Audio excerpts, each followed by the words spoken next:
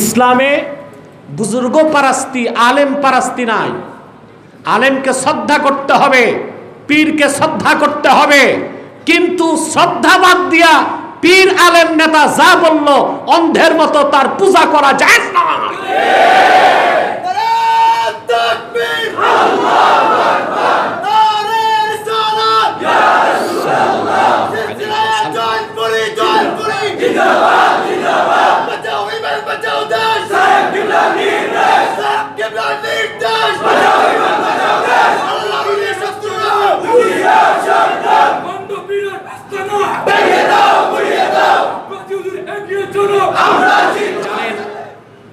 বাংলাদেশে অনেক নাস্তিক এবং অবিশ্বাসী আমার সাথে বিতর্কে এসেছে। আমার পক্ষ থেকে বাংলাদেশের প্রত্যেকটি পাবলিক বিশ্ববিদ্যালয়ে যারা বিবর্তনবাদ পড়ায় তাদেরকে চ্যালেঞ্জ করেছি যে তোমাদের বিবর্তনবাদকে 1 ঘন্টায় আল্লাহর কোরআন দিয়ে আমি নাকচ করে দেব ইনশাআল্লাহ। আমি বলছি না স্কুল কলেজে পড়লে মানুষ জাহান্নামে যাবে, তবে স্কুল কলেজে যে কুফরি মতবাদগুলো পড়ানো হয় তা বিশ্বাস করলে 100% জাহান্নামে যেতে হবে। ونشهد أن لا إله إلا الله وحده لا شريك له ونشهد أن سيدنا وحبيبنا ومولانا محمدا عبد الله ورسوله صلى الله عليه وعلى آله وصحبه وسلم الذي أكمل الله به قصر النبوة أي ختم الله به النبوة وحكم أن لا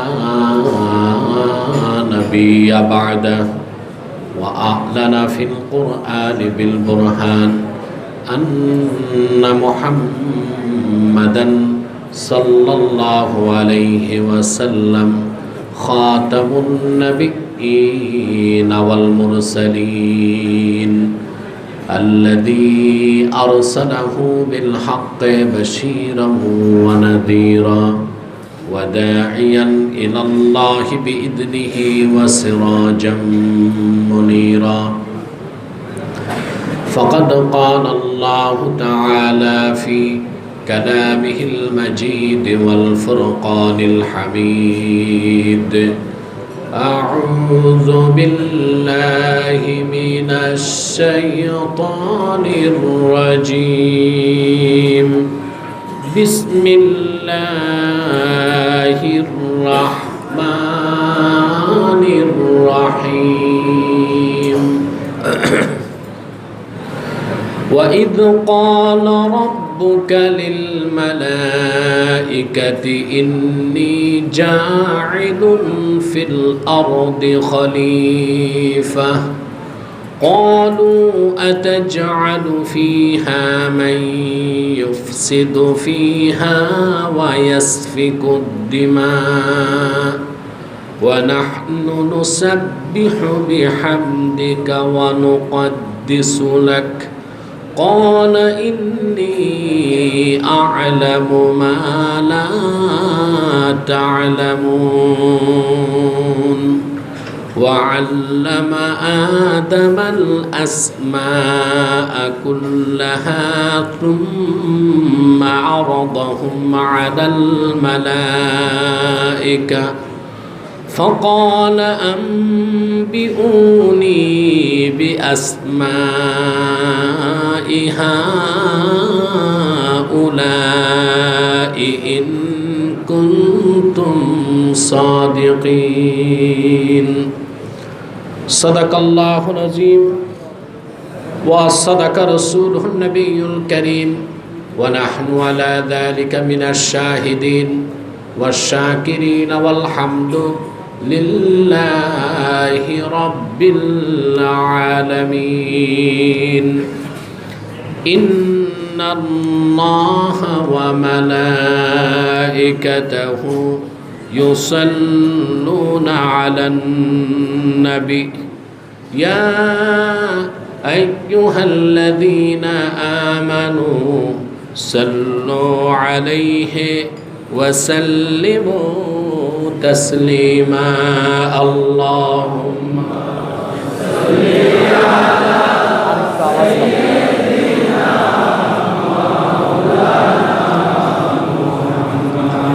وعلى آل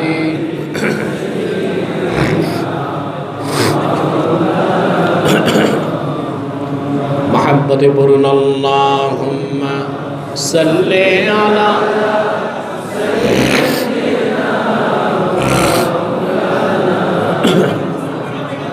وعلى آل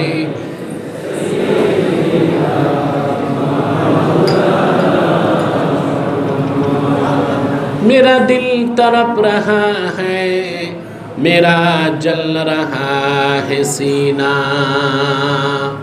ये दम वही मिलेगी मुझे ले चलो मदीना अल्लाहुम्मा सल्ले अला सय्यिदिना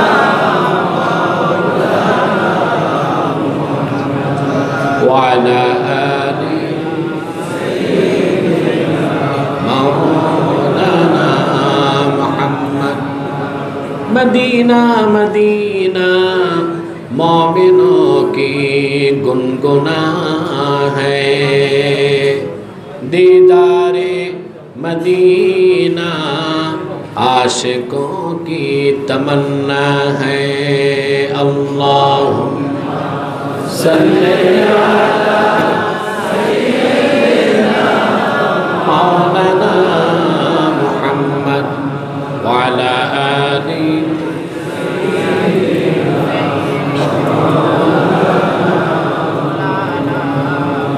मुहम्मदुन रसूलुल्लाहि सल्लल्लाहु अलैहि वसल्लम खतमल्लाहु बिहिन नुबुव्वा व हकमन ला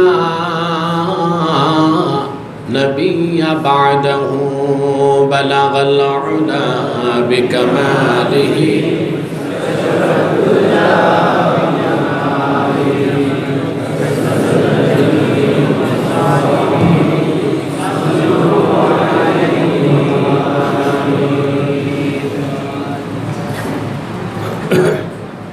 मद्रसाए मदीनातुल उलूम दरगाहे हज़रत शाह नूर रहमतुल्लाह उद्योगे आयोजित आजकेर ওয়াজ মাহফিলের সম্মানিত সভাপতি আলহাজ আবুল হুসাইন হুমায়ুন সাহাব বারাকাল্লাহু ফি উমরিহ, উপস্থিত আজকের সম্মানিত মেহমান অধ্যাপক জাকির হোসেন সাহাব বারাকাল্লাহু ফি উমরিহ, সম্মানিত কাউন্সিলর, উপস্থিত ওলামায়ে কেরাম, তোলাবায়ে এজাম, বিভিন্ন প্রান্ত থেকে অত্যন্ত সংক্ষিপ্ত আয়োজনে আজকের এই মাহফিলে উপস্থিত সম্মানিত ইমানদার মুসলমান ভাই ও বন্ধুগণ, সকলকে অন্তরের অন্তঃস্থল থেকে জ্ঞাপন করছি মুবারক। সবটুকুন শুকরিয়া আল্লাহ সুবহানাহু ওয়া তাআলার জন্যে, যিনি আজকের এই মুতাবাররাক মাহফিলে আমাদেরকে আসার বসার তৌফিক মেহেরবানি করে দান করেছেন। সেজন্য আসুন আমরা সকলে একবার অবনত চিত্তে হৃদয়ের আবেগ অনুভূতি উজাড় করে সমবেত কণ্ঠে বলি আলহামদুলিল্লাহ। অগণিত অসংখ্য দরুদ ও সালাম আল্লাহর সৃষ্টির প্রধান আকর্ষণ, বিশ্ব সভার সভাপতি, সকল নবী রসুলগণের মাথার তাজ, শামসুল হিদায়াত, বদরুদ্দুজা, সৈয়দুস সাকানাইন, ইমামুল মুরসালিন, খাতামুন নবিয়্যিন ওয়াল মুরসালিন, আফতাবে নবুওয়াত, শাহনশাহে রিসালাত, সরকারে দো জাহাঁ, সুলতানুল মদিনা, নবিয়ুল আম্বিয়া, হুজুরে আকরম, নূরে মুজাসসাম, নূরুন আলা নূর, সৈয়দিনা হাবিবিনা শফিঈনা মাওলানা মুহাম্মদ সাল্লাল্লাহু আলাইহি ওয়াসাল্লামের উপর আল্লাহ পাক যাকে আজ থেকে ১,৫০০ বছর আগে প্রেরণ করেছেন, সর্বশ্রেষ্ঠ ও সর্বশেষ নবী ও রাসূল হিসেবে, যার পরে আজ পর্যন্ত পৃথিবীতে অবশ্যই কোনো প্রকার নবী কিংবা রাসূল অবশ্যই আসে নাই, অবশ্যই এখনো নাই, অবশ্যই কিয়ামত পর্যন্ত আসবে না। সম্মানিত সুধী, আমি আজকে বিকেলে শুনতে পেয়েছি কর্তৃপক্ষ মাঠে মাহফিলের অনুমতি পায় নাই। এটা একটা দুঃখজনক বিষয়। পরবর্তীতে যা পেয়েছি সংবাদ, একটি মাহফিলের জন্য যে নিয়ম, মাইকিং, পোস্টার, হ্যান্ডবিল, এটা করারও সুযোগ তারা পায় নাই। আমার বিশ্বাস আল্লাহ তাআলা মাহফিলকে কবুল করেছেন বলেই অধিক সংখ্যক কোরআন প্রেমিককে উপস্থিত হওয়ার সুযোগ দান করেছেন। আলহামদুলিল্লাহ, এটা আল্লাহ তাআলার একটি মেহেরবানি, একটি দয়া এবং অনুগ্রহ আমাদের উপর, এটা আমার বিশ্বাস। ঠিক কিনা? আল্লাহ তাআলার কৃতজ্ঞতা আদায় করছি। শত বাধা বিঘ্নের পরও আল্লাহ তাআলা আমাদের প্রোগ্রামকে কবুল করেছেন, আপনাদেরকে উপস্থিত করেছেন, আর আমি অধমকে আপনাদের খেদমতে হাজির করেছেন। আলহামদুলিল্লাহ। যদিও আমি দেখতে পাচ্ছি আপনারা বসার জায়গা পাচ্ছেন না, নিচে অনেক লোক আছে, রোডেও লোক থাকতে পারে, সেখানে প্রজেক্টরের ব্যবস্থা আছে। সর্বোপরি খুব দীর্ঘ সময় কোনো কথা না বলে আজকে আমরা কোরআন কারীম সূরা বাকারা 30 নম্বর আয়াতটি তেলাওয়াত করেছি এবং 31। খুব সংক্ষেপে এই দুটো আয়াতকে কেন্দ্র করে আল্লাহ তাআলা আমাদেরকে যে দিক নির্দেশনা দিয়েছেন ইহকালীন কল্যাণ এবং পরকালীন মুক্তির জন্য, সেই কথাগুলো আমরা শুনব। বলুন আল্লাহুম্মা আমিন। ভূমিকাতে আমার একটি কথা, এখানে যারা আপনারা এসেছেন, বসে আছেন, আসার পেছনে, বসার পেছনে পার্থিব এবং জাগতিক কোনো স্বার্থ নেই। আমরা এসেছি একমাত্র আল্লাহ তার হাবিব সাল্লাল্লাহু আলাইহি ওয়াসাল্লামের রেজামন্দি হাসিল করার জন্য। ঠিক কিনা বলে? সম্মানিত সুধী, আপনারা যারা, আমরা যারা এখানে উপস্থিত হয়েছি, আমরা এখানে এসেছি একমাত্র পরকালীন স্বার্থে। ঠিক কিনা? এখানে আমরা বসে আছি, প্রতি শ্বাসে আল্লাহ পাক আমাদেরকে 10টি করে নেকি দান করছেন।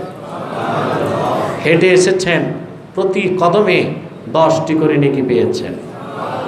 সুবহানাল্লাহ।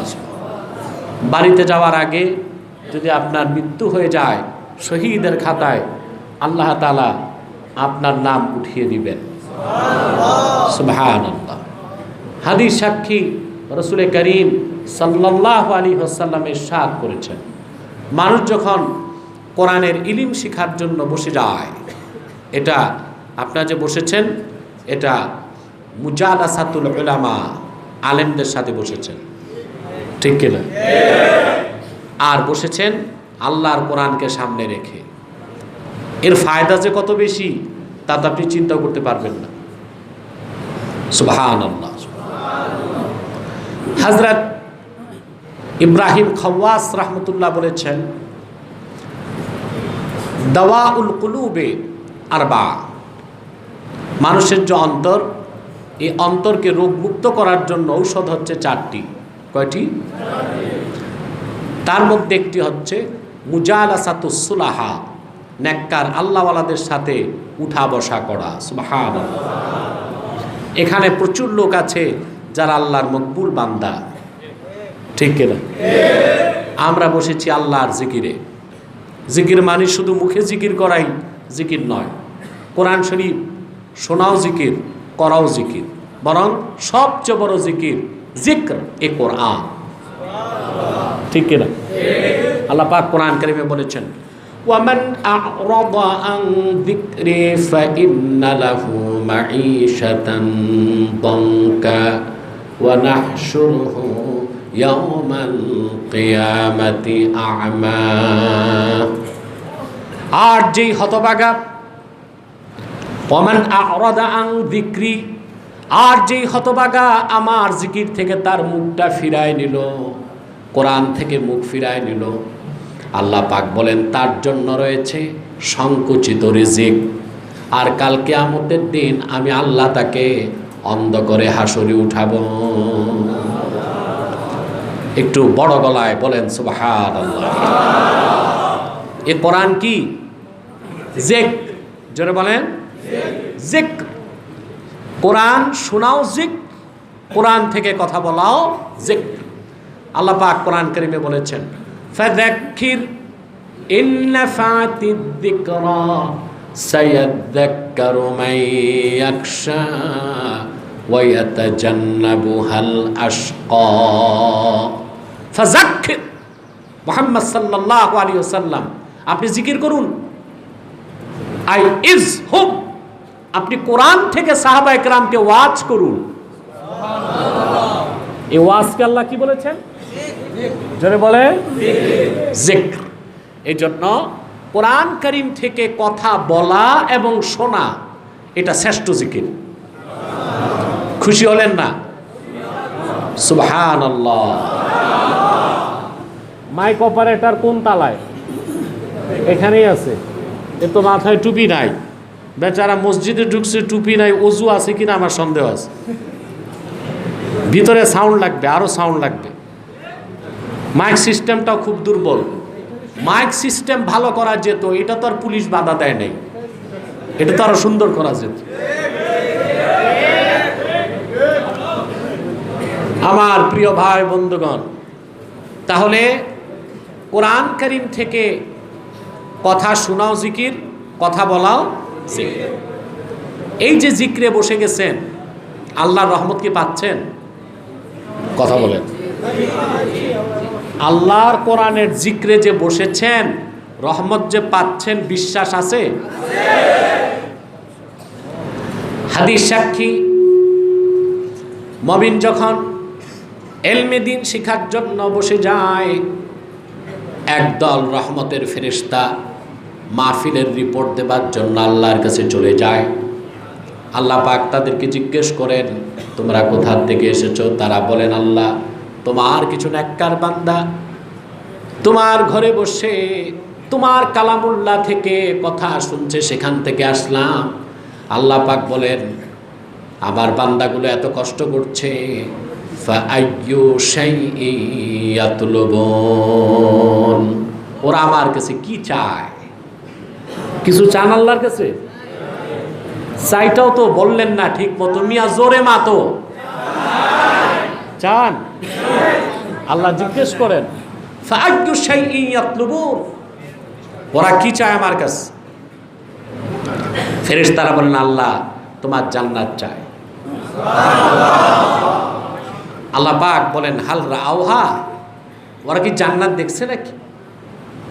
বলে আল্লাহ তা তো দেখে নাই, না দেখে বিশ্বাস করো। আল্লাহ রাব্বুল আলামিন আবার প্রশ্ন করেন ওয়ামিন আইয়ি শাইইন ইয়াতাআওয়াযুন, কিসের থেকে তারা বাঁচতে চায়, কিসের থেকে পানাহ চায়? ফেরেশতারা বলেন আল্লাহ তোমার ভয়াবহ জাহান্নামের আযাব থেকে বাঁচতে চায়। আল্লাহ পাক বলেন ওরা কি আমার জাহান্নাম কোনোদিন দেখেছে নাকি? তারা বলেন না তা তো দেখে নাই, না দেখেই বিশ্বাস করে।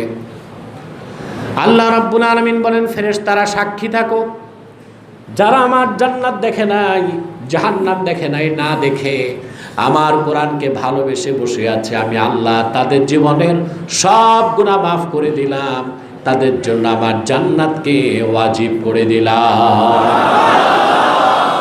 খুশি আছেন? আমরা খুশি, আল্লাহ পাক খুশি, মাখলুকাত খুশি, কুল কায়নাত ফেরেশতা কুল খুশি। শুধু বেজার শয়তান, শয়তান বেজার, তার চেলাচামুন্ডারও বেজার। শয়তানের সব চেষ্টা ব্যর্থ, একটা বাকি আছে, মুনাজাতের আগে উঠানো যায় কিনা। আমরা নেক নিয়ত করে শয়তানের নাপাক গালে একটি চপেটা ঘাত করতে চাই। আমরা নিয়ত করছি কিছুক্ষণ পরে আজকের মুনাজাত করে গুনাহ মাফ করে নিষ্পাপ বেহেশতি আল্লাহ ওয়ালা হয়ে বাড়ি যেতে চাই। কারা কারা হাত তুলে আল্লাহ তাআলাকে দেখা।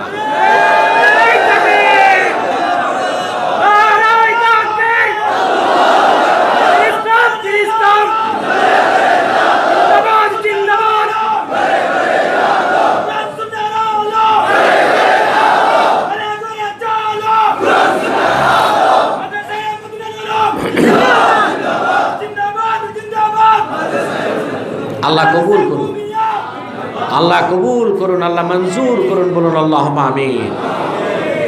প্রিয় সুধী, আর দেরি নয়, সরাসরি আমরা মূল আলোচনায় প্রবেশ করছি। আমার সঙ্গে আপনারাও তেলাওয়াত করুন, যেন প্রতিটি অক্ষরে নূর আল্লাহ তাআলা আমাদের সিনায় মানকুশ করে দেন, বলেন আল্লাহুম্মা আমিন। আউযু বিল্লাহি মিনাশ শাইতানির রাজীম। বিসমিল্লাহির রাহমানির রাহিম। وَإِذْ قَالَ رَبُّكَ لِلْمَلَائِكَةِ إِنِّي جَاعِلٌ فِي الْأَرْضِ خَلِيفَةً قَالُوا أَتَجْعَلُ فِيهَا مَن يُفْسِدُ فِيهَا وَيَسْفِكُ الدِّمَاءَ وَنَحْنُ نُسَبِّحُ بِحَمْدِكَ وَنُقَدِّسُ لَكَ قَالَ إِنِّي أَعْلَمُ مَا لَا تَعْلَمُونَ صدق الله العظيم। পড়ুন صدق الله العظيم وصدق رسوله النبي الحبيب الكريم ونحن على ذلك من الشاهدين والشاكرين والحمد لله رب العالمين। আল্লাহ পাক সূরাতুল বাকারাতে 30 নম্বর আয়াতে তার হাবিব মুহাম্মদ সাল্লাল্লাহু আলাইহি সাল্লামকে পৃথিবীর আদি মানব হযরত আদম আলাইহিস সালাম তাকে কেন আল্লাহ সৃষ্টি করলেন, মানব জাতিকে কেন সৃষ্টি করলেন, আল্লাহ তাআলা সেই মূল লক্ষ্য এবং উদ্দেশ্যকে স্মরণ করিয়ে দিলেন। আল্লাহ পাক বলেন, স্মরণ করুন মুহাম্মদ সাল্লাল্লাহু আলাইহি ওয়াসাল্লাম, যখন আপনার রব আল্লাহ তাআলা ফেরেশতাদের উদ্দেশ্যে বললেন, ইন্নী জাইলুন ফিল আরদি খলিফা, আমি পৃথিবীতে ভূপৃষ্ঠে আমার খলিফা, আমার স্থলাভিষিক্ত নিযুক্ত করতে চাই। সুবহানাল্লাহ। ক্বালু আতাজআলু ফিহা মান ইউফসিদু ফিহা ওয়া ইয়াসফিকুদ দিমা। মুফাসসিরগণ এই আয়াতের তাফসীর লেখেন, ফেরেশতারা বললেন, আতুরিদু আন তাখলুকা খালিকাতান, আপনি কি পৃথিবীতে এমন কোন নতুন সৃষ্টি করতে চান যারা পৃথিবীতে ইউফসিদু ফিহা, পৃথিবীতে ফাসাদ করবে, ফিতনা করবে, সন্ত্রাস করবে, মারামারি রাহাজানি করবে, ওয়া ইয়াসফিকুদ দিমা, আর রক্তপাত ঘটাবে। ওয়া নাহনু নুসাব্বিহু বিহামদিক, মানুষ সৃষ্টির তো দরকার নাই, আমরাই তো সর্বদা আপনার তসবিহ পাঠ করছি। ওয়া নুকাদ্দিসু লাক, আপনার পবিত্রতা ঘোষণা করছি। আল্লাহ পাক জবাব দিলেন, ক্বালা ইন্নী আ'লামু মা লা তা'লামুন, তিনি বললেন, নিশ্চয় আমি যা জানি তোমরা তা জানো না। আল্লাহ পাক এখানে আদমকে কেন সৃষ্টি করলেন, আদমের শ্রেষ্ঠত্ব, আদম সন্তানের শ্রেষ্ঠত্ব, মানুষ সৃষ্টির মূল কারণ সব কিছু আল্লাহ পাক তুলে ধরলেন। সুবহানাল্লাহ। জীবন দর্শন হচ্ছে মানুষ এমনি এমনি সৃষ্টি হয়েছে।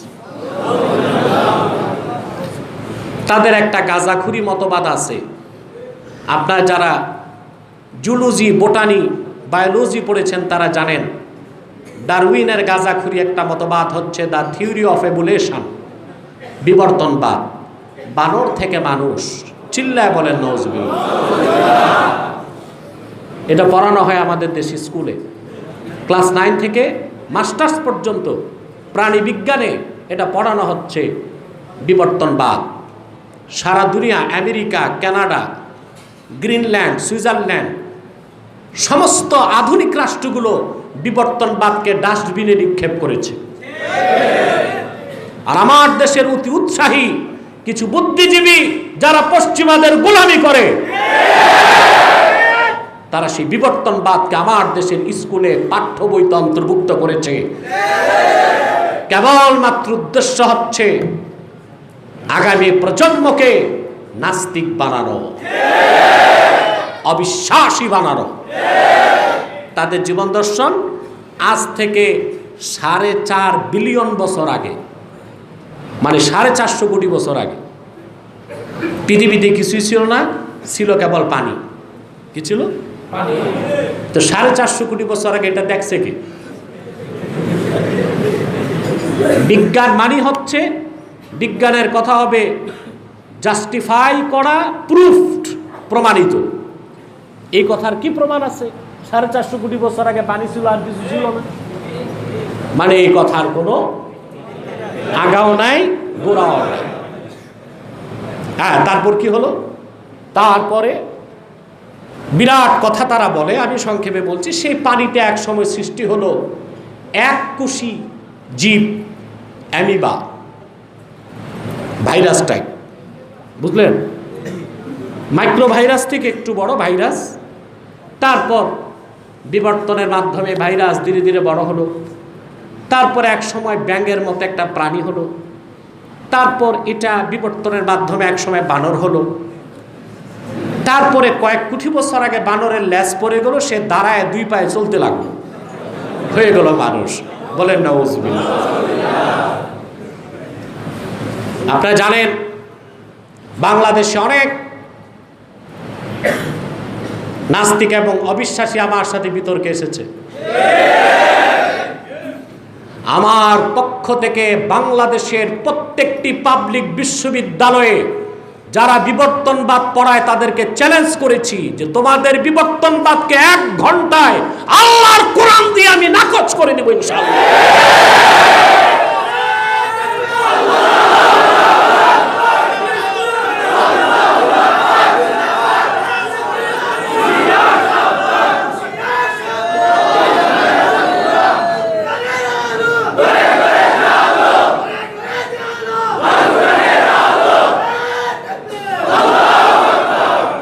প্রিয় সুধী, দুনিয়ার সমস্ত বিজ্ঞানীরা একমত হয়ে ফাতাওয়া দিছে। বিজ্ঞানীদের একটা ফাতাওয়া আছে, ঠিক না? সব বিজ্ঞানীদের ফাতাওয়া হচ্ছে the theory of evolution is not a scientific fact, it is nothing but the hypothesis of Charles Darwin.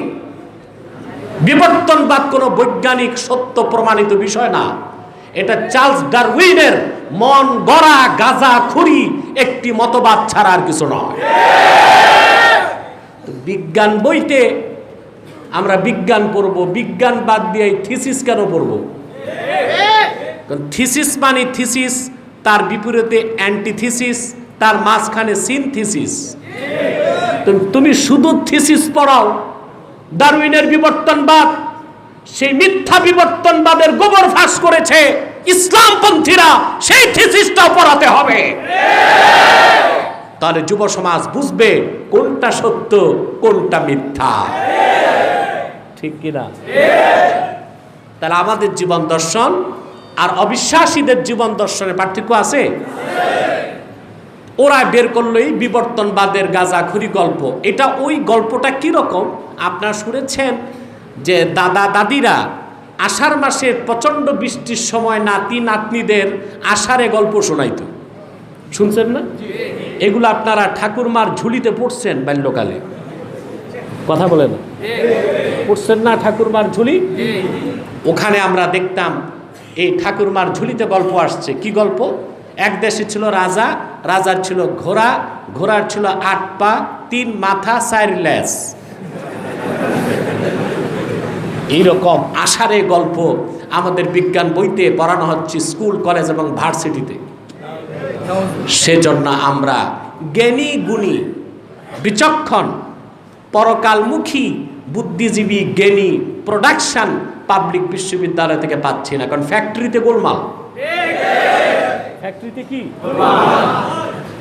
দেশে কিছু ভালো মানুষ তৈরি করতেছে মাদ্রাসা, যে মাদ্রাসাই বলেন, কওমি মাদ্রাসা থেকে তৈরি হচ্ছে দেশের শ্রেষ্ঠ সন্তান মুফাসসির, মুহাদ্দিস, মুফতিগণ।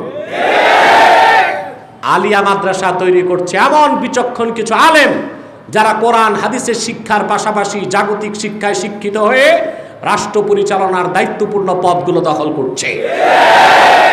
এতেই তো বাংলাদেশে পশ্চিমাদের গোলামি যারা করে তাদের ঘুম হারাম হয়ে গেছে।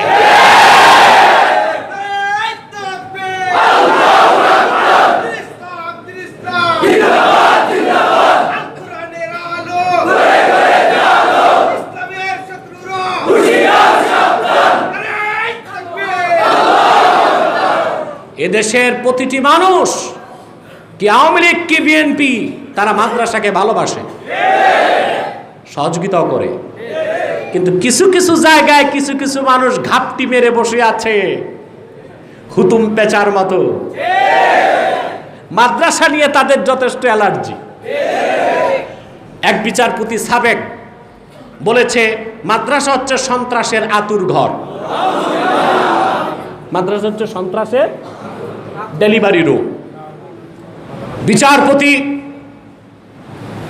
তুমি রিটায়ার্ড করেছো, বেঁচে গেছো, তোমার মাথায় শয়তান পেশাব করেছে।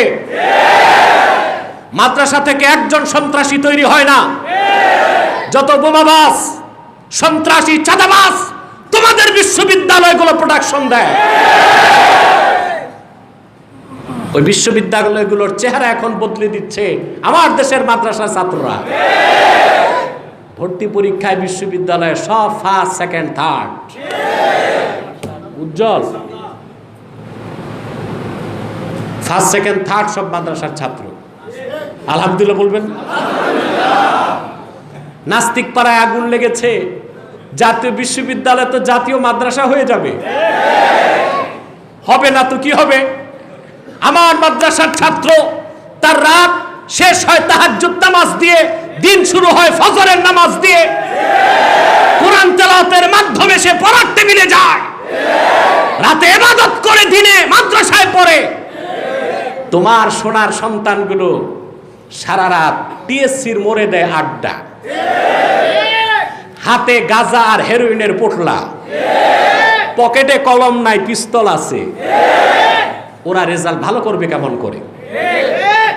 মাদ্রাসার ছাত্রের ছোঁয়া দেশের যেখানে যাবে সেই এলাকাটা আলোকিত হয়ে যাবে। বলে না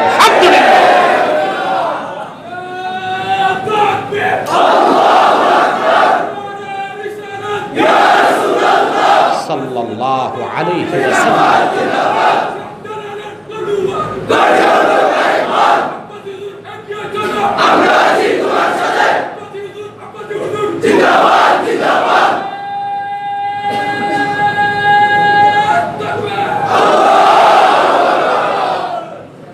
আল্লাহ কবুল করুন, আল্লাহ মঞ্জুর করুন। প্রিয় সুধী, উস্তাদ থেকে সাগরেদ মাশাআল্লাহ উপরে আছে। আমার আওয়াজের চেয়ে তার আওয়াজ বেশি। আলহামদুলিল্লাহ, আল্লাহ তার কণ্ঠে আরো বরকত দেখ। প্রিয় সুধী, তার জীবন দর্শনের পার্থক্য আছে। আমরা, আমাদের বিশ্বাস, আমাদেরকে সৃষ্টি করা হয়েছে মহাপরিকল্পনার অধীন। আর অবিশ্বাসীদের বিশ্বাস সৃষ্টি করা হয় নাই নিজে নিজে। ব্যাঙ, ব্যাঙের ছাতা, তারপর বানর, বানরের লম্বা, তারপর মানুষ। এই হচ্ছে জীবন দর্শনে বিরাট পার্থক্য। তারপরে আমাদের জীবন দর্শন হচ্ছে আমাদেরকে তৈরি করা হয়েছে জান্নাতে। কোথায়? সুবহানাল্লাহ বলবেন না? আল্লাহ রাব্বুল আলামিন বলেন, وَقُلْنَا يَا آدَمُ اسْكُنْ أَنْتَ وَزَوْجُكَ الْجَنَّةَ وَكُلَا مِنْهَا رَغَدًا حَيْثُ شِئْتُمَا وَلَا تَقْرَبَا هَذِهِ الشَّجَرَةَ فَتَكُونَا مِنَ الظَّالِمِينَ। আল্লাহ রাব্বুল আলামিন বলেন, আমি আদম এবং তার স্ত্রীকে বললাম, আদম, তুমি এবং তোমার স্ত্রী পরম আনন্দে জান্নাতে বসবাস করো। সুবহানাল্লাহ। ওয়া কুলা মিনহা রাগাদা, আই কুলা মিনহা ওয়াসিআ, আর জান্নাতে যা মন চায় প্রাচুর্যের সাথে খাও। সুবহানাল্লাহ। তবে ওয়ালা তাকরাবা হাযিহি শাজারা, এই একটি বৃক্ষের কাছেও এসো না। তাহলে আমাদের আদি উৎস কি? জান্নাত। জোরে বলেন জান্নাত থেকে আমরা পৃথিবীতে এসেছি। আর বিজ্ঞান অবিশ্বাসী সংশয়বাদী নাস্তিকদের মতবাদ হচ্ছে মানুষের উৎপত্তি জঙ্গলে। বানর থাকে কই? দেখেন কোরআন মানুষ ও মানবতাকে কোথায় জায়গা দিছে? মানুষের স্রষ্টা আল্লাহ, তাকে সৃষ্টি করা হয়েছে মহাপরিকল্পনার অধীন, আর তার অস্তিত্বের বিকাশ ঘটেছে জান্নাতে। আর বিজ্ঞান বলতেছে যে না, ব্যাঙ থেকে, ব্যাঙের ছাতা থেকে, বানর ও তার লম্বা থেকে, কোথার থেকে? জঙ্গলে। কোথায় জান্নাত আর কোথায় জঙ্গল?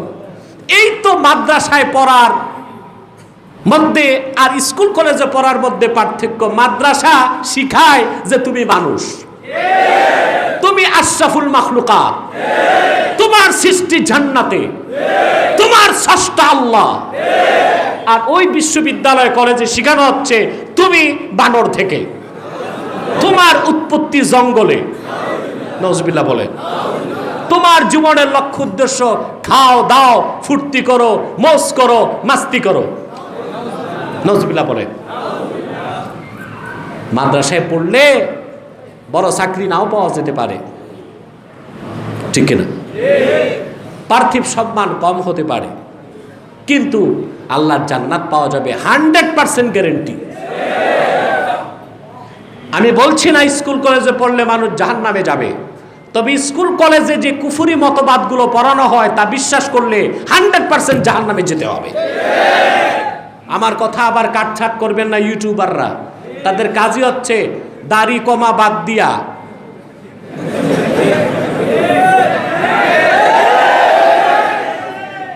সামনে পিছে মাইনাস করে মন গড়া ক্যাপশন বানায় দেয়। এটা করবেন না। কালকে আবার এটা দিয়েন না যে আব্বাসি বলেছে স্কুল কলেজে পড়লে জাহান্নামে যেতে হবে। এটা আমি বলি নাই। স্কুল কলেজে পড়লে জাহান্নামে যেতে হবে এমন কথা না, জান্নাত পাওয়া যাবে। কিন্তু স্কুল কলেজে যে কুফরি মতবাদগুলো পড়ানো হয় বিবর্তনবাদের মতো, তা বিশ্বাস করলে 100% জাহান্নামে যেতে হবে। এবার বুঝতে পারছেন আমার কথা? কথা বলে না। প্রিয় সুধী, সেজন্য বলছি আমাদের ইমানদার এবং বিশ্বাসীদের জীবন দর্শন এবং অবিশ্বাসীদের জীবন দর্শনে আরেকটি বড় পার্থক্য হচ্ছে, আমাদের বিশ্বাস মানুষ হচ্ছে আল্লাহর শ্রেষ্ঠ সৃষ্টি, আল্লাহর সুন্দর সৃষ্টি, আল্লাহর প্রিয় সৃষ্টির নাম হলো বনি আদম। এই জন্য আল্লাহ তাআলা এই শ্রেষ্ঠ সৃষ্টিকে সবচেয়ে সুন্দর গঠন দান করেছেন, বলেন সুবহানাল্লাহ। তাফসীরুল কবির 11তম খণ্ডে যতটুক মনে পড়ে আমার 327 কি 28 পৃষ্ঠায় ইমাম ফখরুদ্দিন রাজি রহমতুল্লাহি আলাইহি সূরা 3-এর তাফসীর করতে যে লিখেন, আরব দেশের কোন এক শাসক বিবাহ করেছে, তার স্ত্রীকে নিয়ে রাতের বেলা চন্দ্রিমা রাতে বাগানে ঘুরতেছে। নতুন স্ত্রী পেয়ে আবেগ আপ্লুত শাসক বাগানে ঘুরতেছে।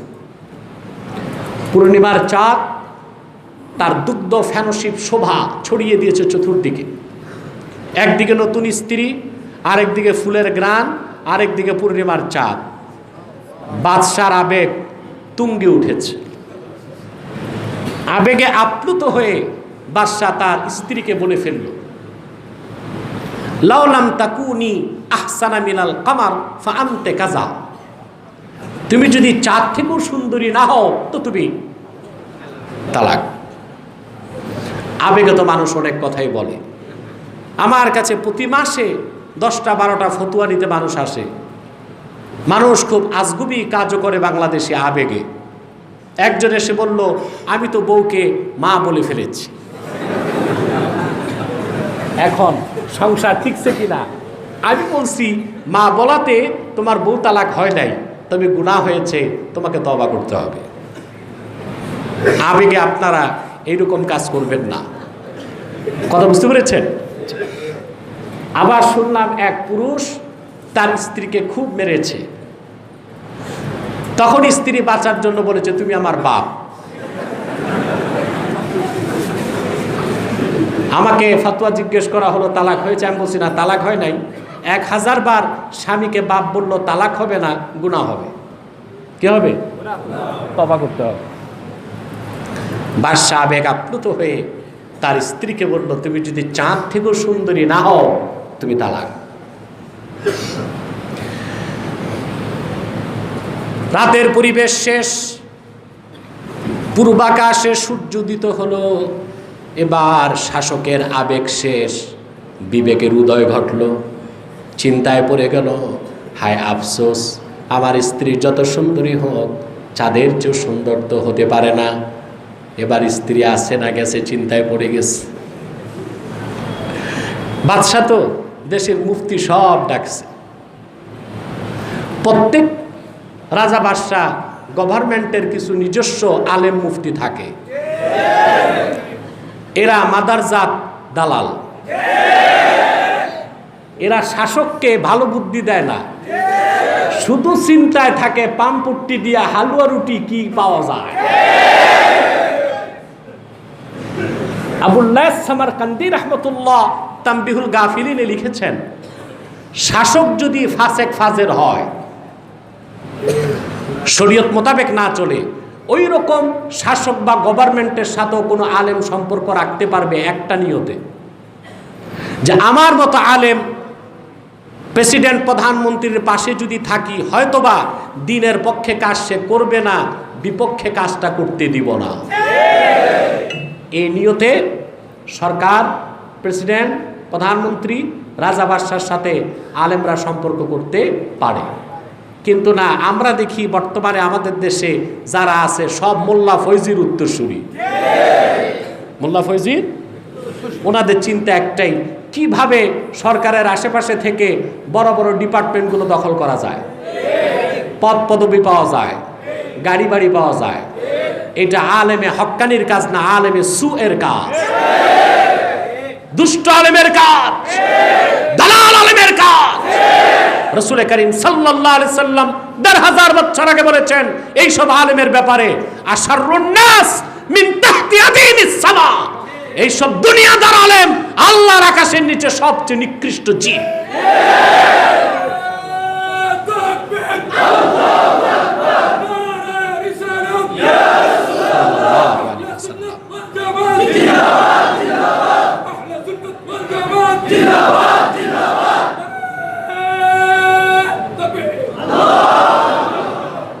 প্রিয় সুধী, কথা শুনতেছেন, বুঝতেছেন? এখন বাদশা চিন্তায় পড়ে গেছে, বউ ঠিক আছে না তালাক হইছে। বাদশা ডাক দিছে, আলেম সব দৌড় দিছে, মুফতি যা আছে দেশে সব রাজপ্রাসাদে। বাদশা জিজ্ঞেস করলেন, আমি তো গত রাতে স্ত্রীকে আবেগ আপ্লুত হয়ে এই কথাগুলো বললাম, শুনতেছেন? তখন তাফসীর কবিরে এসেছে, ফাআফতাল কুল বিল হানাস, সবাই এক বাক্যে ফতোয়া দিয়ে দিলেন যে তার কথা অনুযায়ী তার স্ত্রী তালাক। কথা বুঝতেছেন? একজন যুবক আলেম তিনি দাঁড়ায় গেলেন আর বললেন যে না, স্ত্রী তালাক হয় নাই। ওই আলেমের নাম তাফসীর কবিরে এসেছে ইয়াহইয়া ইবনু আকসাম রাহমাতুল্লাহি আলাইহি। নামটা মনে থাকবে? আমাদের দেশে অনেক বক্তা বলে ইমাম আবু হানিফা, না, ইয়াহইয়া ইবনু আকসাম রাহমাতুল্লাহি আলাইহি। তিনি দাঁড়ায় বললেন যে না, আপনার স্ত্রী তালাক হয় নাই, কারণ আপনার স্ত্রী চাঁদের চেয়েও সুন্দরী। সমস্ত আলেমরা বলল, তুমি বাচ্চা মানুষ, বয়স তোমার কম, আমাদের তো ফতোয়া দিতে দিতে দাড়িগুলো পেকে গেছে। তখন অন্য আলেমরা তাকে তিরস্কার করল, হাল খালাফতা শুয়ুখাক, তুমি তোমার উস্তাদদের বিরোধিতা করো। আরে ভাই, উস্তাদ যদি কোরআন সুন্নাহ বিরোধী কথা বলে, উস্তাদকে আদবের সাথে বিরোধিতা করতে হবে। ইসলামে বুজুর্গ পারাস্তি, আলেম পারাস্তি নাই। আলেমকে শ্রদ্ধা করতে হবে, পীরকে শ্রদ্ধা করতে হবে, কিন্তু শ্রদ্ধা বাদ দিয়া পীর আলেম নেতা যা বলল অন্ধের মতো তার পূজা করা যায় না।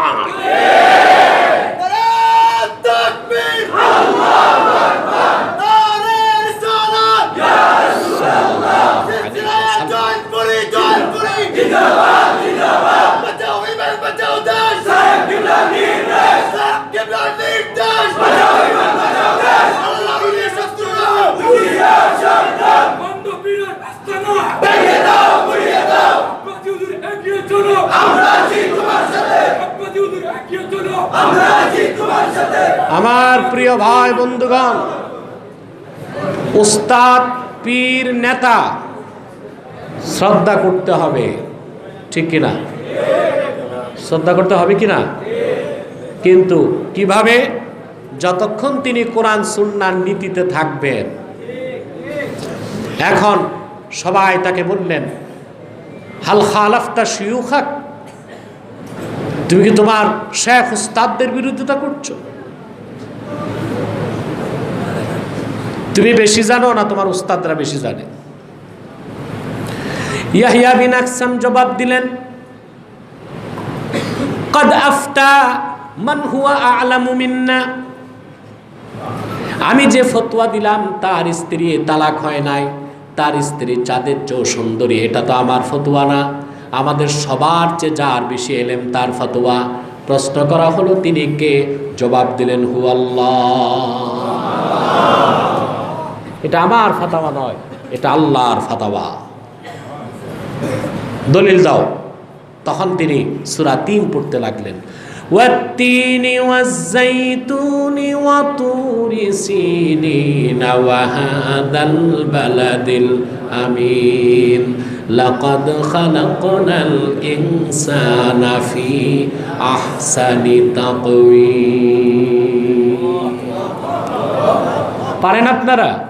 পড়েন একবার, ওয়াত-তিনি ওয়াজ-যাইতুনি ওয়া তুরি সিনিনা ওয়া হাদাল বালাদিল আমিন লাকাদ খালাকনাল ইনসানা ফি আহসানি তাকওয়িম।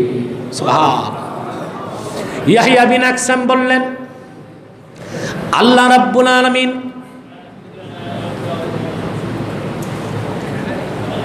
এই তোমরা বোগ্গা, সবাই বোগ্গা,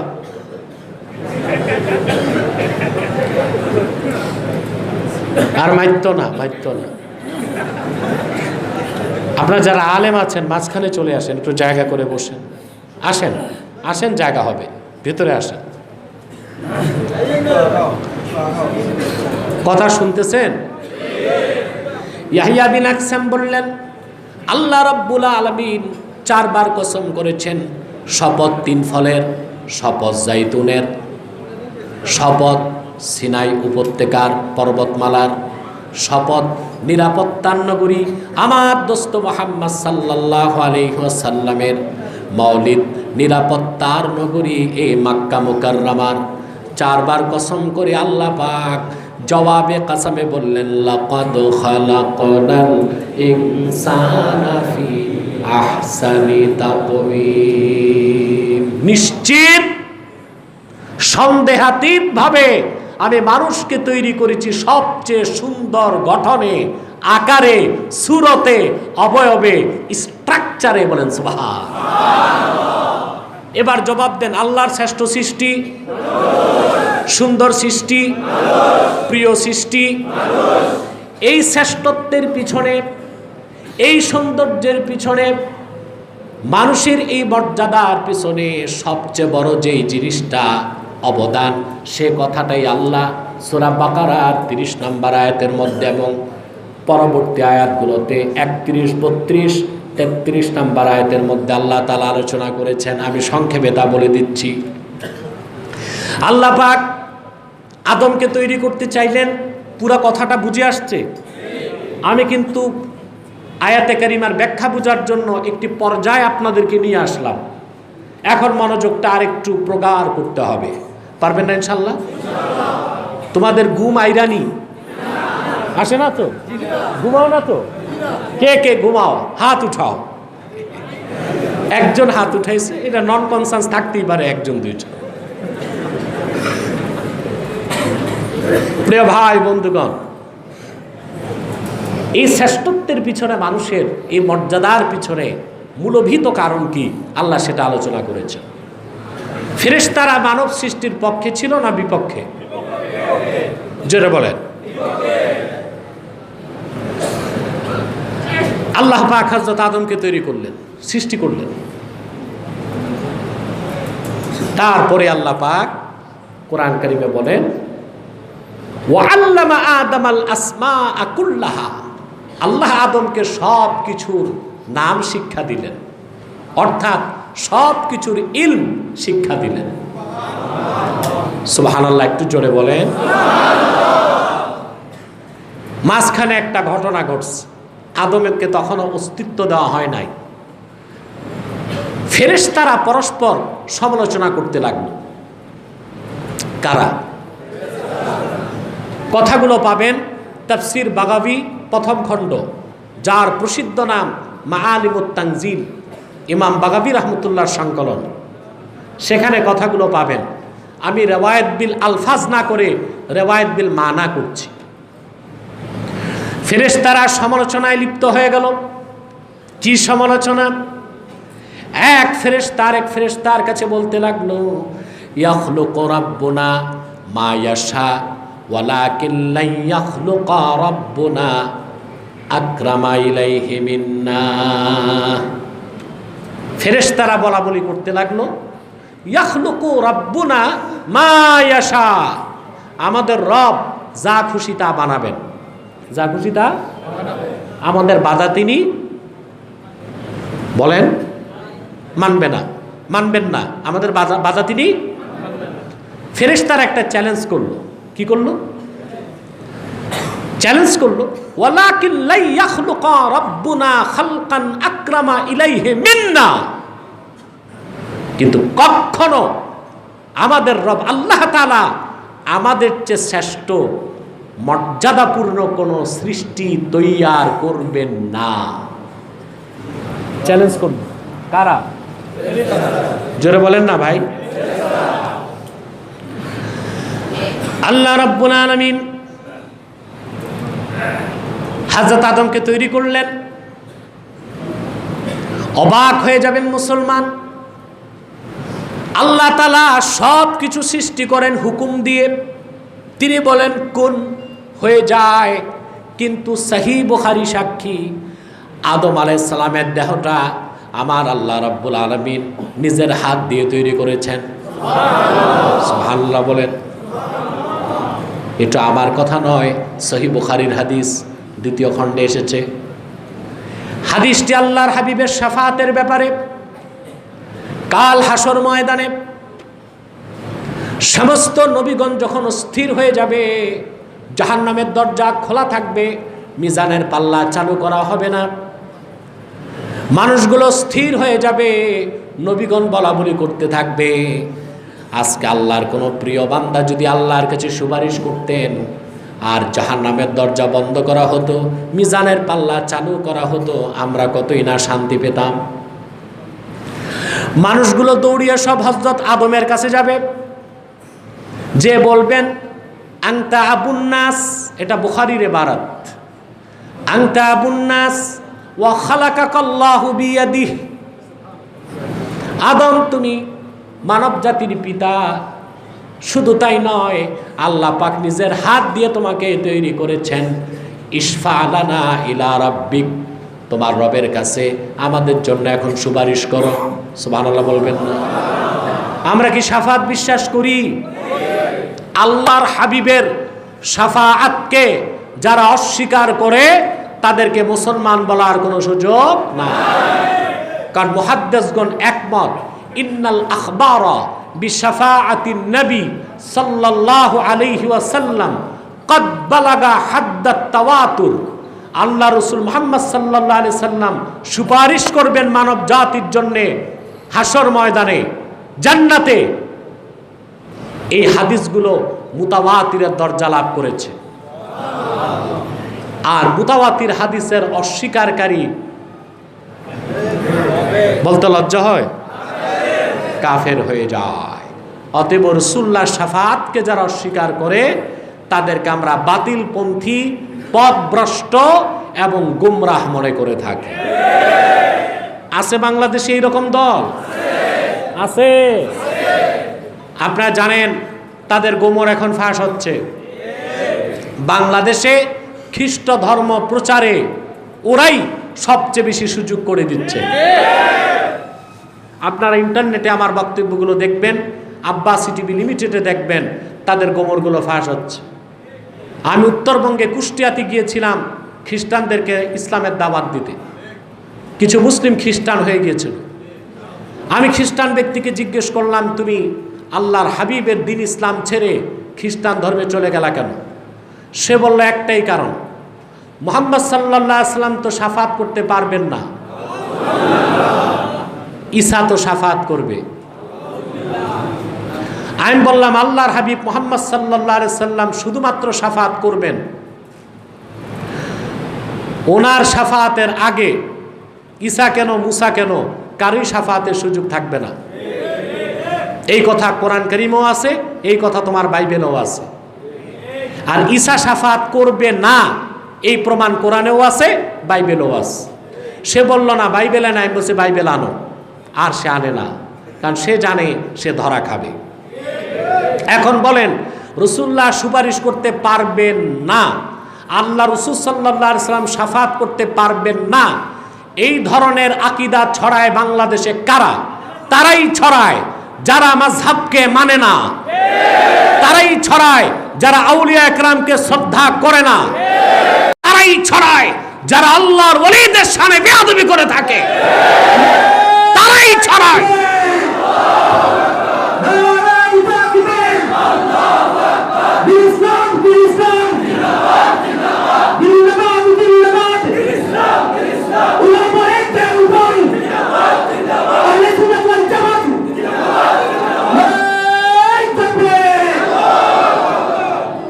তাদের খপ্পর থেকে দূরে থাকার চেষ্টা করবেন।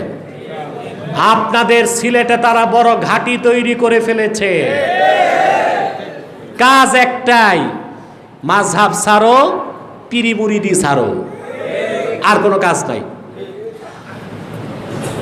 কাফের মুশরিক বেঈমানরা যখন ইসলামের বিরোধিতা করে, তাদের বিরুদ্ধে আমরা তাদের মুখে দুটো শব্দও শুনি না, ছোট্ট একটি মানববন্ধন করতে দেখি না। যত ফতুয়াবাজি সুন্নি জামাতের বিরুদ্ধে, আহলে হকের বিরুদ্ধে, মাযহাবের বিরুদ্ধে, পীরি মুরিদির বিরুদ্ধে। কাজ একটাই, ইসরায়েল থেকে ইহুদিরা ঠিকাদারি দিছে মুসলমানের নামাজ কমাও। তারাবি 20 রাকাতকে করছে 8 রাকাত, ওয়েতের 3 রাকাতকে করছে 1 রাকাত। সহি হাদিসের দোহাই দিয়ে শত শত সহি হাদিসকে তারা অস্বীকার করছে। বাংলাদেশে তারা বর্ণচোরা, তারা বাংলাদেশে ইসরায়েলের এজেন্ডা বাস্তবায়ন করতে চায়। জনপুর, ফুরফুরা, ফুলতলি, আহলুস সুন্নাহ ওয়াল জামাত ও আহলে কওমি ও দেওবন্দ সমস্ত মাসলাকের মুসলমানকে ঐক্যবদ্ধ হয়ে এই ফিতনাকে প্রতিহত বাংলাদেশে করতেই হবে।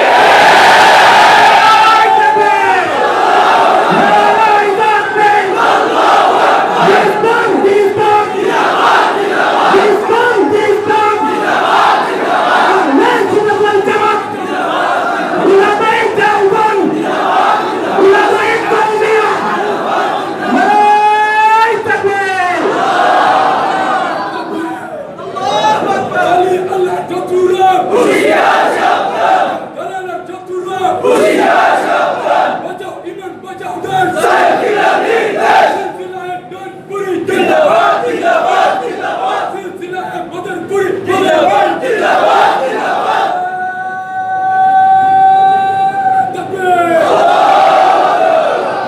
প্রিয়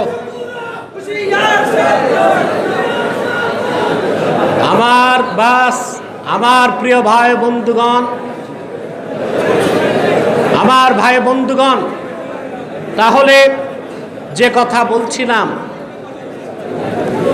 হযরত আদমকে আল্লাহ তাআলা তৈরি করলেন, তাকে ইলম দান করলেন। কি দান করলেন? জোরে বলেন। আদমকে আল্লাহ তৈরি করছেন না? কথাটা বাকি রয়ে গেল যেটা, ফেরেশতারা কানাফুসি করতে লাগলো, আমরা শ্রেষ্ঠ। আমরা কি? আদম আমাদের থেকে শ্রেষ্ঠ হবে না। যুক্তি কি? কোন যুক্তি তাদের? তারা বলেছে লি আন্নানা খুলিকনা ক্বাবলাহ ওয়া রাআইনা মা লাম ইয়ারাহ। আদমরা তো এখন বানানোই হয় নাই, আর আমরা কত আগে তৈরি হয়েছি। আমরা যা দেখছি আদম তো তা দেখে নাই। আদমের এলেম কম, আমাদের এলেম বেশি।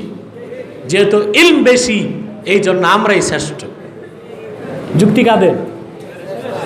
দলিল কাদের? এবার আসেন আল্লাহ পাক ফেরেশতাদের দলিল। এই ফেরেশতাদেরকে প্রমাণ করে দিলেন আদম শ্রেষ্ঠ, আদম সন্তান ফেরেশতার চেয়েও শ্রেষ্ঠ। আল্লাহ পাক বলেন ওয়া আল্লামা আদামাল আসমাআ কুল্লাহা তুম্মা আরাদাহুম আলাল মালাইকা। আল্লাহ পাক আদমকে সকল কিছুর নাম শিক্ষা দিলেন। এই নাম মানে এই নয় শুধু আম জাম কাঁঠাল চা পাতা নাকি, সব নাম শিক্ষা দিয়েছেন। এর অর্থ ইলমু হাকাইকিল আশিয়া, প্রত্যেকটা বস্তুর গুণাবলী, অর্থাৎ প্রতিটা বস্তুর অণু পরমাণু, তার ভিতরে যে নিউক্লিয়াস আছে, ইলেকট্রন আছে, প্রোটন আছে, নিউট্রন আছে, প্রতিটা বস্তুর হাকাইকুল আশিয়ার এলেম আল্লাহ আদমকে দান করে দিলেন। এরপর ফেরেশতাদেরকে আল্লাহ পাক বললেন ফাকাল আম্বিউনি বিআসমাই হাউলাই ইন কুনতুম সাদিকিন। একদিকে ফেরেশতা, আরেকদিকে আদম। একদিকে বিলিয়ন বিলিয়ন ফেরেশতা, ওখানে জিবরিল আছে, মিকাইল আছে, ইসরাফিল আছে, মালাকুল মউত আছে, সব আছে। আর একদিকে বিলিয়ন বিলিয়ন ক্যান্ডিডেট, আরেকদিকে একজন ক্যান্ডিডেট। উনি কে? জোরে বলেন। আল্লাহ পাক ফেরেশতাদেরকে বললেন এই জিনিসগুলোর নাম বলো। কি বলো? আদমকে যে নামগুলো শিখালেন, ফেরেশতাদেরকে বললেন তোমরা নামগুলো বলো, যদি তোমরা তোমাদের দাবিতে সত্যবাদী হও। দাবি কি ছিল? আমাদের এলেম বেশি, আদমের এলেম। ফেরেশতারা একটি বস্তুর নামও বলতে পারলো না। তারা কি বলল? আল্লাহ পাক বলেন ক্বালু সুবহানাকা লা ইলমা লানা ইল্লা মা আল্লামতানা ইন্নাকা আনতাল আলিমুল হাকীম। সুবহানাক, আয় আল্লাহ পবিত্রতা সবটুকুন তোমার। লা ইলমা লানা ইল্লা মা আল্লামতানা, তুমি যতটুকু ইলম দিছো এর বাইরে কোনো ইলম নাই আমাদের। সুবহান।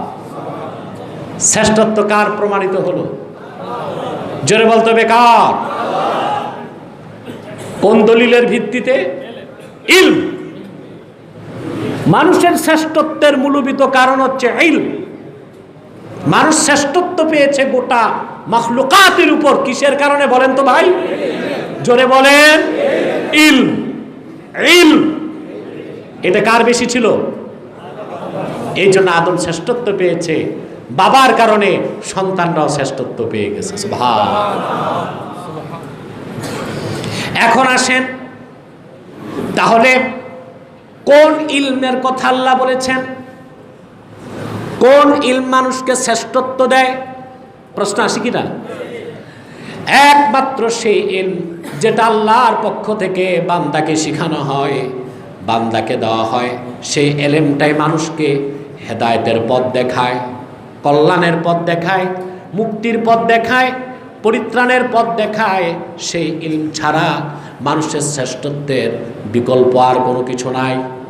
জাগতিক যে এলেম, বিজ্ঞান বলেন, দর্শন বলেন, বিজ্ঞানের যত শাখা বলেন, এই সব এলেম একটাও হাকিকতে ইলম নয়। এসবকে বলা হয় মালুমাত। মালুমাত আর ইলম এক না।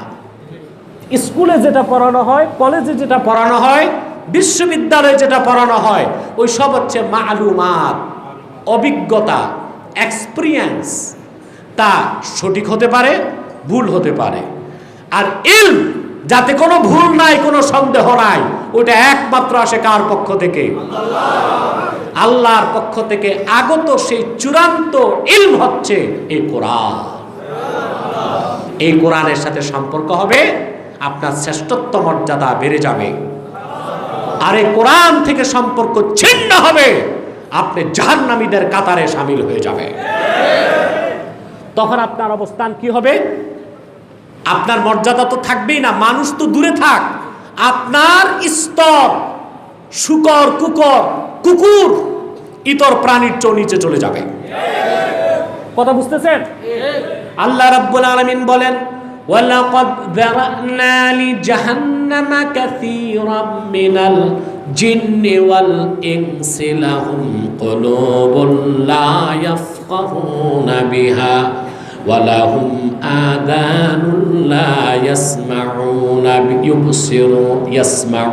বিহা ওয়ালাহুম আ'য়ুনুন লা ইউবসিরুনা বিহা ওয়ালাহুম আযানুন লা ইয়াসমাউনা বিহা উলাইকা কাল আনআমি বাল হুম আদাল ওয়া উলাইকা হুমুল গাফিলুন।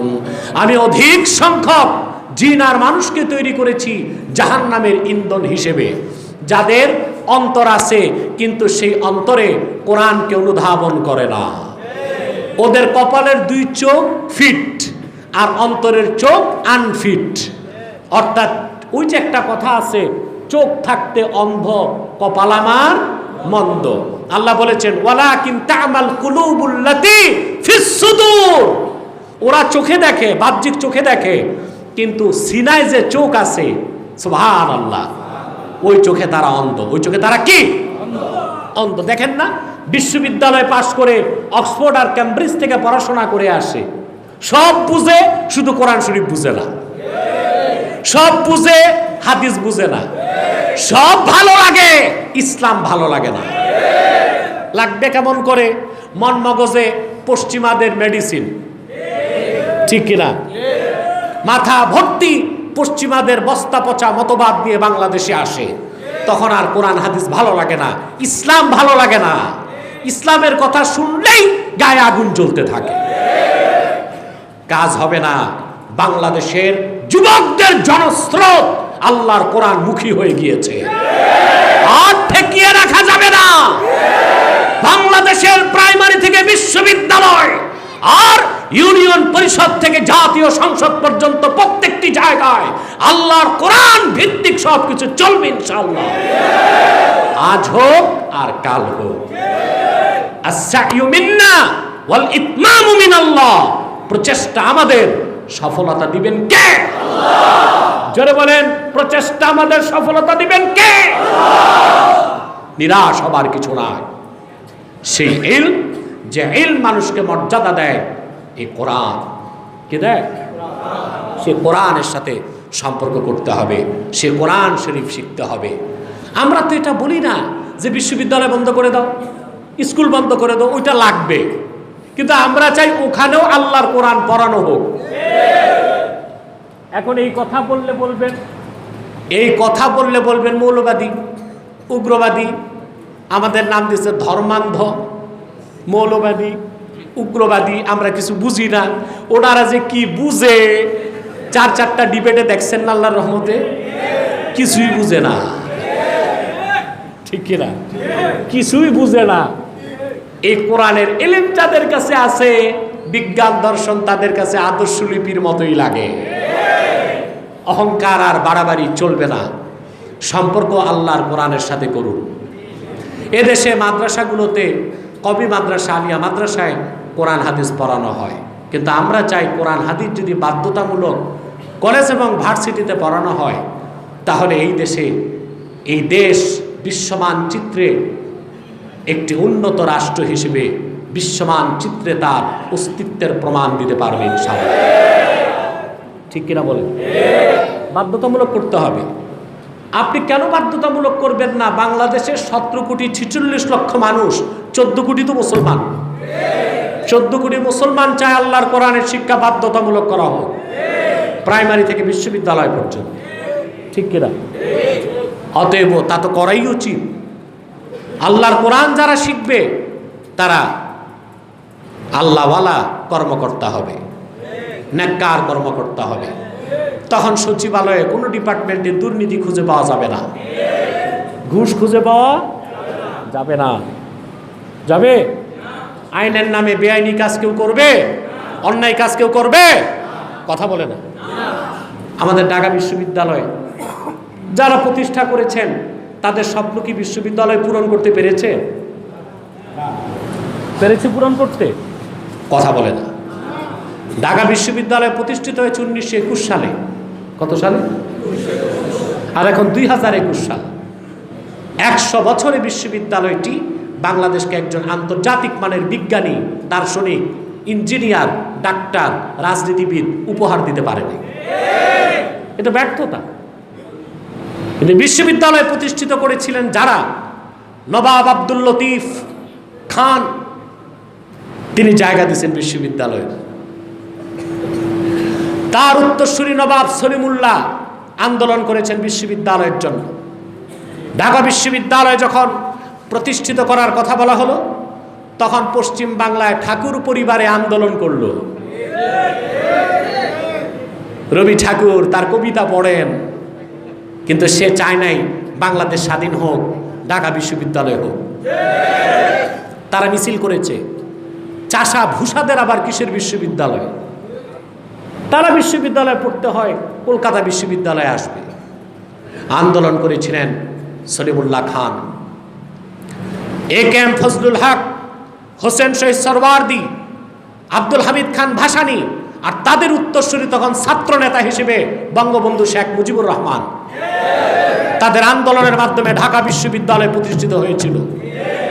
কিন্তু 70-এর দশকে সেই বিশ্ববিদ্যালয়ে ছাত্র মৈত্রী ঢুকলো। ছাত্র মৈত্রী, এটা ছাত্র মৈত্রী না, ছাত্র মৃত্যু। এটা বামপন্থী ছাত্র সংগঠন। ছাত্র একটা ঢুকলেই বিশ্ববিদ্যালয়ে হাতে পোটলা দেয়, ওটা হচ্ছে গাজার পোটলা। কলম নিয়ে অস্ত্র তুলে দেয়, নাচ গান থিয়েটার দিয়ে ব্যস্ত করে। ছাত্রগুলো আর পড়াশোনা করতে পারে না, পথভ্রষ্ট হয়ে যায়। একটা ছাত্র যদি সকাল সন্ধ্যা গাঁজা খায়, ওর ইন্টেলিজেন্ট কুইশন, মাথার যে ব্রেন, এটা ঠিক থাকবে নাকি? নাচ গান ভোগ বিলাসে মত্ত হয়ে যায়। সেজন্য ঢাকা বিশ্ববিদ্যালয় আজকে আলোকিত জ্ঞানী মানুষ আমার দেশকে দিতে পারছে না।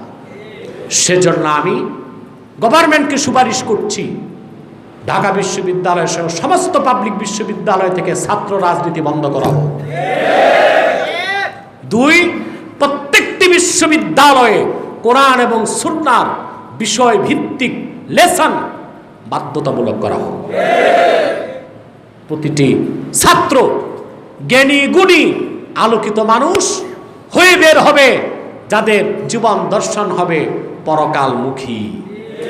সুদ ঘুষ থাকবে না, বেহায়াপনা থাকবে না, খুন সন্ত্রাস চাঁদাবাজি থাকবে না। আমরা একটি উন্নত, সুন্দর, পরিচ্ছন্ন, পরিমার্জিত জাতি হিসেবে বিশ্বমানচিত্রে আমাদের দেশের অস্তিত্বকে তুলে ধরতে পারবো ইনশাআল্লাহ। ওর আগে মাদ্রাসাগুলোকে আমাদের পৃষ্ঠপোষকতা করতে হবে, কারণ রাষ্ট্রীয়ভাবে যেই কাজ দরকার ছিল তা তো হচ্ছে না। এখন সামাজিকভাবে, ব্যক্তিগতভাবে এলমে দ্বীনের শিক্ষাকে প্রসার করতে মাদ্রাসার বিকল্প আছে? কথা বলেন, আছে মাদ্রাসার বিকল্প? মাদ্রাসার কারণে বাংলাদেশের অস্তিত্ব টিকে আছে। সারা দুনিয়া অবাক হয়ে গিয়েছে। যুক্তরাষ্ট্রে লক্ষ লক্ষ মানুষ করোনাতে মারা গিয়েছে, ইটালিতে লক্ষ লক্ষ মানুষ মারা গিয়েছে, গোটা ইউরোপ আমেরিকা বিপর্যস্ত হয়ে গিয়েছে করোনায়।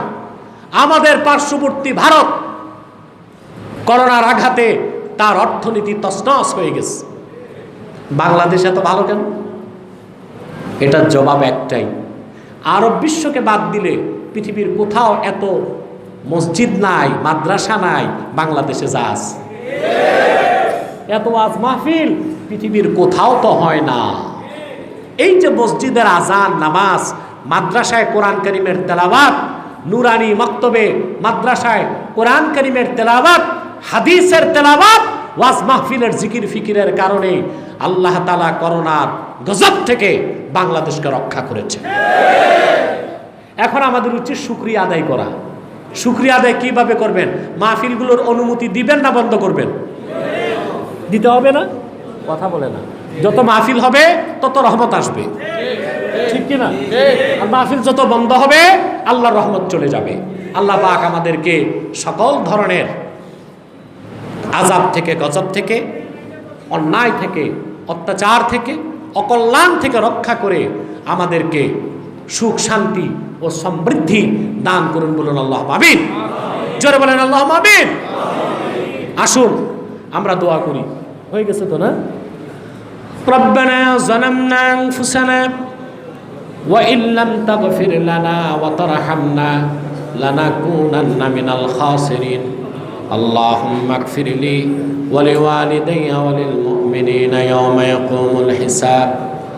আল্লাহুম্মা আরযুকনা কলবান নাকিয়াম মিনাশ শিরকি বারিয়ান লা কাফিরান ওয়া লা শাকিয়া। আল্লাহ তাআলা মাদ্রাসায়ে মদিনাতুল উলুম দরগাহে হযরত শাহনূর রহমতুল্লাহ মাদ্রাসার উদ্যোগে আয়োজিত আজকের মাহফিলে তোমার বেশুমার নেককার বান্দাদেরকে নিয়ে হাত তুলেছি। এতগুলো মানুষের মধ্যে যার দুটো হাত তোমার ভালো লাগে আল্লাহ, তার দুটো হাতের বিনিময়ে আমাদের জীবনের সব গুনাহ রাশি তুমি মাফ করে দাও। হৃদয়ের গভীর থেকে দোয়া করি আল্লাহ তোমার